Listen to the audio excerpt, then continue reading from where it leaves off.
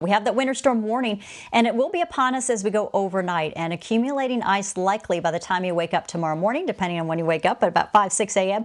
We should already begin to see that glazing everywhere. It starts after midnight, so we'll have already had about 4 or 5 hours of either sleet and snow for folks in the mountains to freezing rain, and then rain in the triad as we go, or rain in the mountains later in the day. But we do have that freezing rain zone that looks to be just freezing rain, mainly for parts of the northern Piedmont, the triad, and then significant glazing all the way back into the foothills and even on top of the snow and sleet for the mountains. We could get glazing that's going to take down some tree branches. More power outages, though, may be significant for folks in the triad. So significant icing.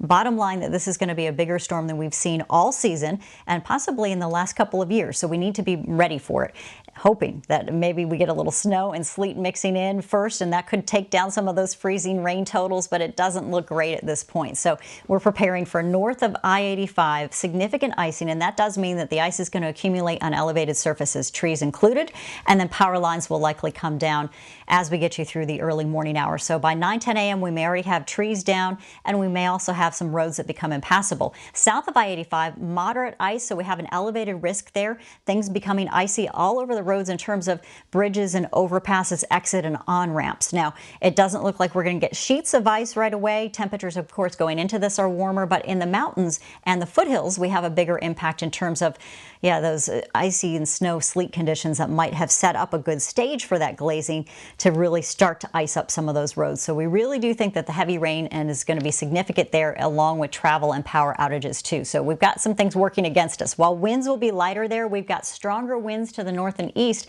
coming in out of the mountain. They're out of the coast for us, and in the mountains, lighter winds. So they don't have the wind, but we've got not only wind, but icing. So we're going to see those tree branches come down no matter what, because it's just going to get too heavy with that coating of ice. And that develops, we believe, throughout the day. We might get a little lull middle of the day, and it becomes lighter, and then another round possible as we see that low exit later on in the afternoon. So here's how it's looking right now. In the mountains, we've got your 26-degree temperature forecast for early tomorrow morning. We do start to bump up closer to the freezing mark, and we may make it into those low 30s late afternoon, which changes things to rain briefly, but then you're going to drop back down closer to freezing as we head into the evening hour. So significant icing is still likely as that storm is finally winding down, and then you might change over to snow into early Friday morning. In the foothills, it's slippery early tomorrow morning, and for all of us, really after midnight tonight, that's when we expect road conditions to worsen, and near freezing around noontime, we may get you over 33 to near 34 for an afternoon high, and then some scattered showers. That could help a little bit,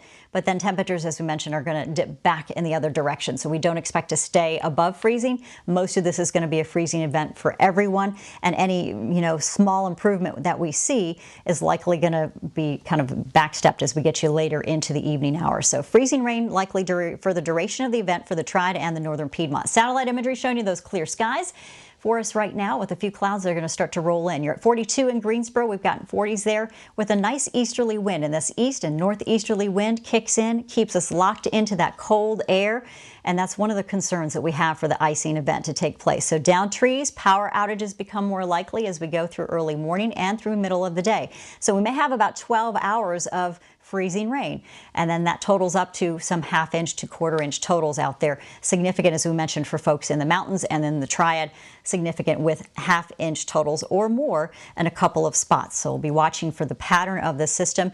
Now, we've had several different icing events. One of the bigger ones was back in 2012. That one brought in snow, of course, too, along with the sleet, and creating very icy conditions, but half-inch ice totals were out there and brought down lots of trees. All right, we're going to talk a little bit more about this system and what we've seen in past years, but we've got the freezing conditions lasting through the weekend, at least for morning conditions. It's going to be cold, so if you're without power, plan accordingly. Make sure you have some flannel and extra wool blankets ready to go for the weekend.